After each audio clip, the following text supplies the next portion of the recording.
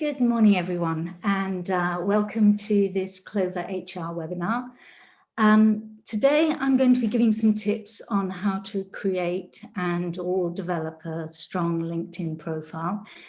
And firstly, let me introduce myself.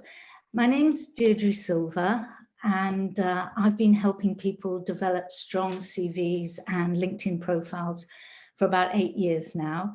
And I have a background in headhunting and a certificate in counselling and organisational dynamics. I'm with Clover HR as Clover CV. Clover HR are your trusted people advisors, and we're a team of highly experienced business partners and specialists in recruitment, learning and development, coaching and health and safety. This was a picture taken nearly a year ago before lockdown number 1, and quite a few people have joined us since then. And if you'd like a bit more up-to-date information, please do visit our website, and more information about us. We've got a brand new manifesto there, so it will guide you through what we can do for you. If you do have any questions and answers at the end of the webinar, I'm going to share my contact details, and so please do get in touch by email or phone if you do have any questions and would like to discuss any of the points raised. I'm hoping I have managed to mute all microphones, but if you could double check that your mic is muted, that would be really helpful. So how to create a strong LinkedIn presence. I've subtitled this webinar, The Power and Pitfalls of LinkedIn, because LinkedIn gives you tremendous reach and flexibility, but there are quite a few things to consider to avoid making quite public mistakes. And so broadly, this is what we will be covering: understanding the power and pitfalls, how to get started and or strengthen your LinkedIn page, what to include in your profile, when to be bold and how to be discreet, and how to stand out for the right reasons. And the power is in the numbers. Every day quoted numbers change, but the last one I heard was there are 770 million LinkedIn accounts and 70 million job postings. So the pitfall is it's easy to get lost and or create the wrong impression, and particularly if your profile's not up to date. Then it will seem that you're not as senior as you are, or you don't have the skills and experience you do have and can offer. So if you want this powerful platform to work for you, it's worth spending some time in getting to know it and being outstanding to stand out. Just a quick detour on how increasing numbers of large recruiters are using LinkedIn. Many purchase access to LinkedIn Recruiter, and that helps them search for candidates, either for specific roles, but also to, in some cases, to build pipelines of likely hires for the future. And basically put, when they enter their criteria, an algorithm is produced to match profiles to that criteria. So if you're searching for a role, your aim is for your profile to match as many as possible of the elements of the relevant algorithm. And we'll be talking about keywords and skills later to provide those hooks. So it's also worth remembering that whilst LinkedIn is a great tool and covers many areas, roles are also advertised on other sites and through other media. So if your reason for being on LinkedIn is primarily to find a role, relying on it 100% is probably not the best idea. Now, alongside your LinkedIn profile, alongside your CV, your LinkedIn profile is a key part of your personal branding. So it's worth spending some time on thinking why you're using LinkedIn. And is it as a job hunting tool? Is it networking to be better known in your field and be open for job or business approaches? Is it to make connections for increased sales? And is it to have a professional presence? And whether it's one or several of the above, bear in mind that your profile is a snapshot of you and your experience and all services. And it works best as an addition to your CV, website, Instagram, etc.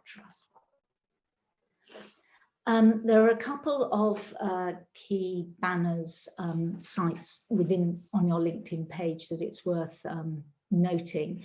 I mean, you possibly know these already. The first is the editing banner at the top of every page, and the key there is the Me icon. When you click on the Me icon, you come to this menu. And the two most important here are View Profile. That takes you through to the ability to edit every section using a small editing tool, which is like a pencil. And also Settings and Privacy, which lets you know or lets you control who can see your profile and when. Getting started. I'm going to be approaching this webinar from the point of view of someone who has a basic LinkedIn profile, which they want to strengthen. If you're creating one from scratch, you do the classic, you Google LinkedIn, you get a page inviting you either to sign up or sign in. To sign up, you give an email address and a password. You then get the page, and that has that editing banner on top, and you work from there. Now, LinkedIn is a visual platform as well as a textual platform, and you have two opportunities to illustrate your page. Generally, people have a photograph of themselves and insert a meaningful banner photograph behind them. And the first pitfall is no photograph or a bad photograph. It's said that people are 27 more times likely to stay on a page if you do have a photograph. But always remember it's a professional platform, so no wedding photos, holiday snaps, etc. Look smart, look at the camera and smile. And if you can, invest in a professional photograph. LinkedIn supply a default banner. They've just changed it. It's sort of various shades of blue. And there are no problems leaving it at that, but it is a wasted opportunity, as you can use the space in so many ways. With permission, you can use your current company's logo, or you can create an interesting background for your contact details. And if you're working independently or as a small business, it's another opportunity to showcase your brand. And you can upload your own images or use stock photographs, obviously checking copyright, and LinkedIn guide you through sizing and placement, etc. Your headline. The headline is very important, and for a number of reasons. It's the phrase that comes up alongside your name, whether searched on LinkedIn or even Google. So it's the first thing people find out about you. And the ideal is to balance standing out, i.e. being interesting, but at the same time, persuading the reader that you have the skills and experience they need in a future employee or service provider, and all in 240 characters. It was 120, but it's increased to 240 in most areas and via the mobile app. The default headline they provide is your current company and job title. And a warning here, when you change or update your job record, this is immediately reflected in your headline. So if you have created your own headline, you lose it. So it's worth keeping it safe in your documents so you can adapt it and re-enter it. There is also the opportunity to uncheck the reflect your headline box at the time, but in case you don't do that, have it saved somewhere else. And the headline is also the first, but by no means last time to use keywords to get you noticed. Some people list their skills at this stage, others use a more narrative approach. And again, go back to your primary reason for being on LinkedIn. Is it active job search, enhanced presence, or the potential of a great marketplace? And you have much more space in the About section to expand. Location. Again, it's worth remembering to look at this from the recruiter's perspective. They will be searching for someone who can work in an area or region. So if you want to work close to home, put the nearest town or area as your location. If you're able to work further afield or want to work in a particular location, put that. So put West Midlands as a region, Greater London, etc. So the choice is yours there.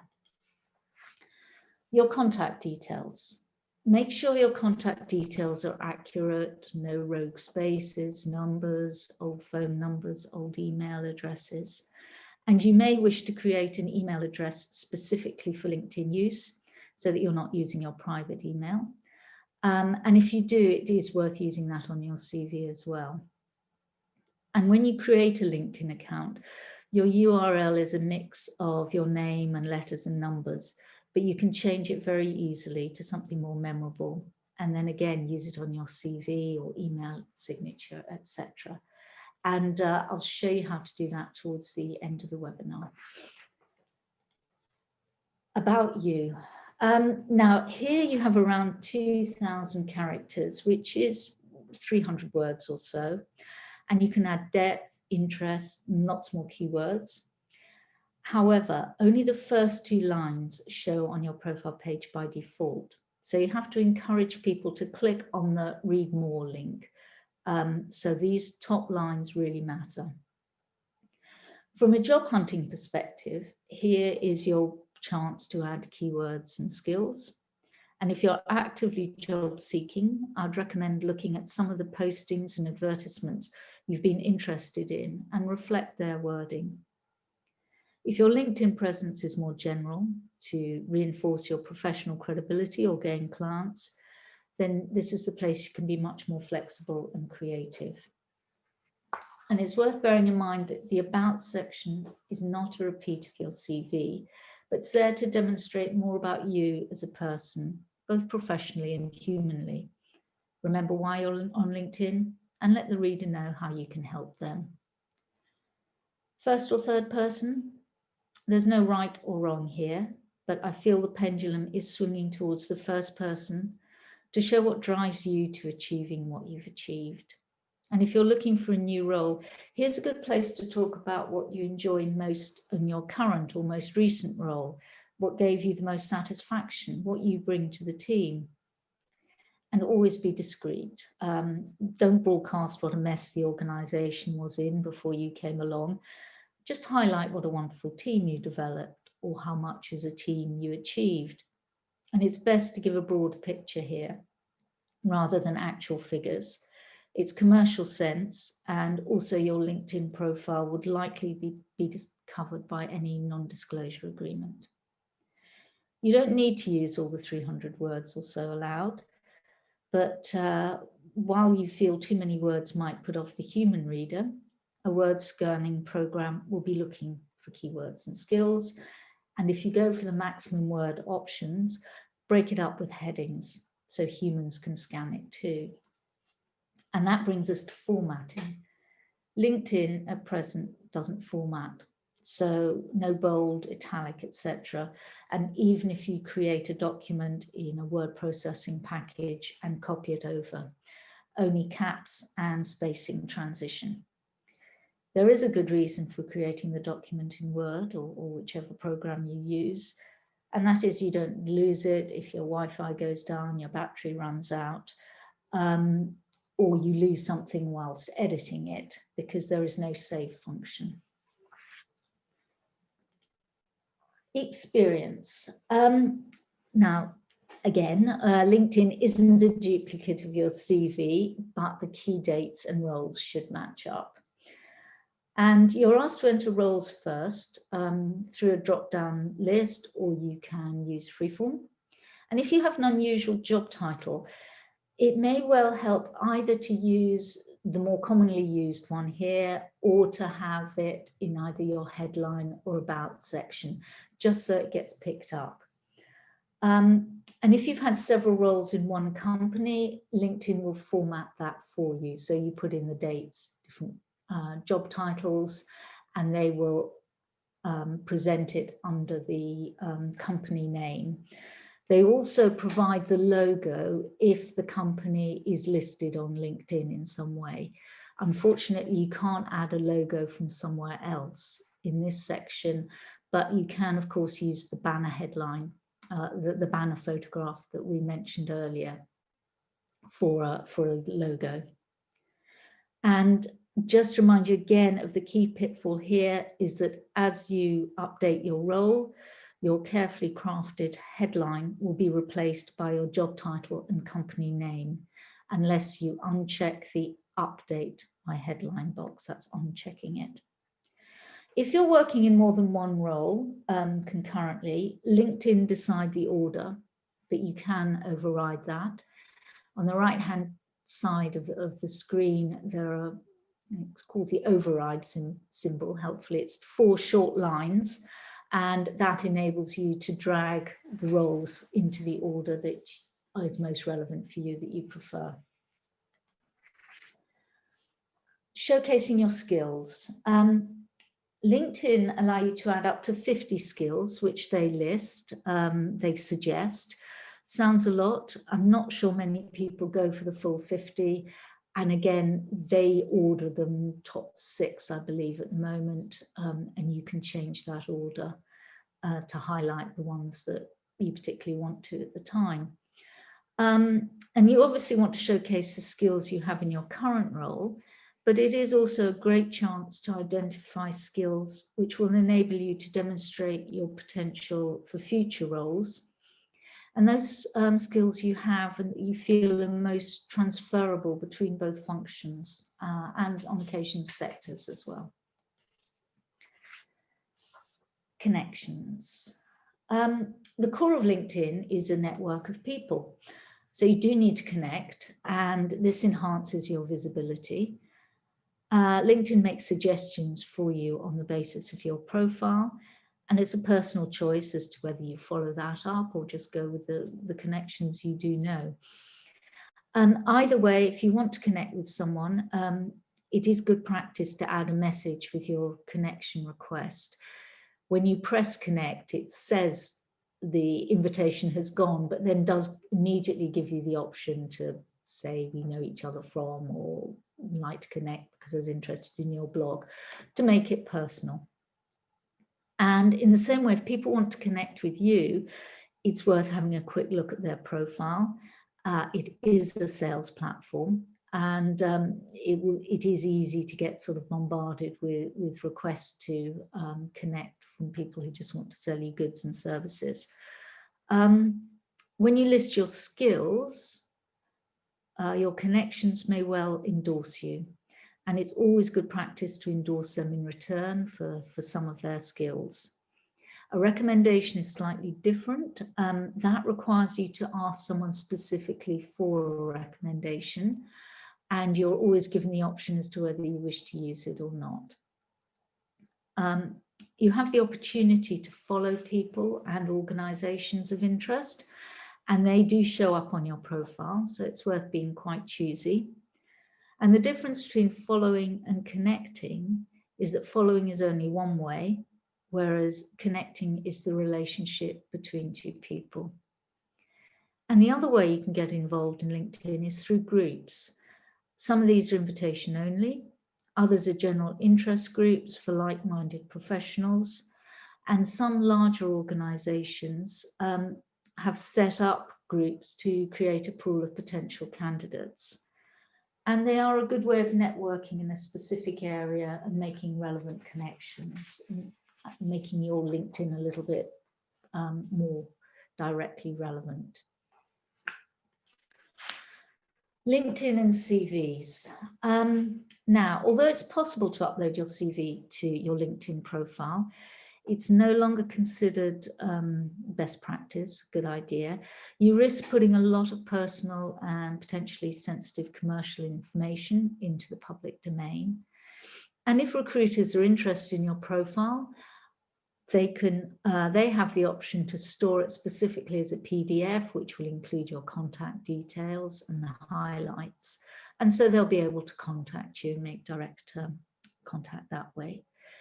If you are using LinkedIn to search for and apply for roles through the jobs section, you can use that. You can upload CVs as you apply to roles, and they will store the the 4 most recent ones you've used. So it does save you time. It enables you to use targeted CVs for roles as well. But that is through the jobs area. Now, I promised you a couple of hints and tips. The first is to change your public profile URL so that it's easier to use. And you go back to the Me icon at the top of your LinkedIn homepage, click the View Profile, click Edit Public Profile and URL in the right rail, and under Edit Your Custom URL in the right rail, click the Edit icon. You can then put your name. If your name's been taken, you can add numbers that mean most to you, or put in the title you want to use. And from then, as I say, you can use it on your CV, on your email. Secondly, you've spent a lot of time crafting a profile to suit you, make you stand out, and then LinkedIn carefully lists 4 or 5 people they feel are quite similar to you. So you might want to remove that option for people to see. So you can remove the people also viewed feature. Again, go back to the Me menu item, and this time use the settings and privacy. And there's a site preference link on the left-hand side. And one of the options is viewers of this profile also viewed, and you can click change and have it to no, and then they list people you might be interested in. But it saves automatically and just takes away that opportunity for others to look at people like you. So thank you very much for listening to this. LinkedIn's power and pitfalls coincide in the amount of interest in both senses you can get from it and the amount of time you can spend on it. You can keep it simple, you can go to town on it, and there are very many detailed how-to guides in different sections. But fundamentally, keep your profile up to date, keep it accurate, and keep it interesting, and enjoy LinkedIn. If you'd like a copy of any of the slides, please get in touch with me. My email address is Deirdre, DEIRDRE, @cloverhr.co.uk, or you can contact me through the website, cloverhr.co.uk, and use the info section. As I say, I hope you found this helpful. Any specific questions, get in touch. But helping people with LinkedIn profiles is something we do at Clover CV. So if you wanted to chat in more detail, again, give me a ring, 07986 298 367. But thank you very much, and I hope you enjoy the rest of your day. Thank you.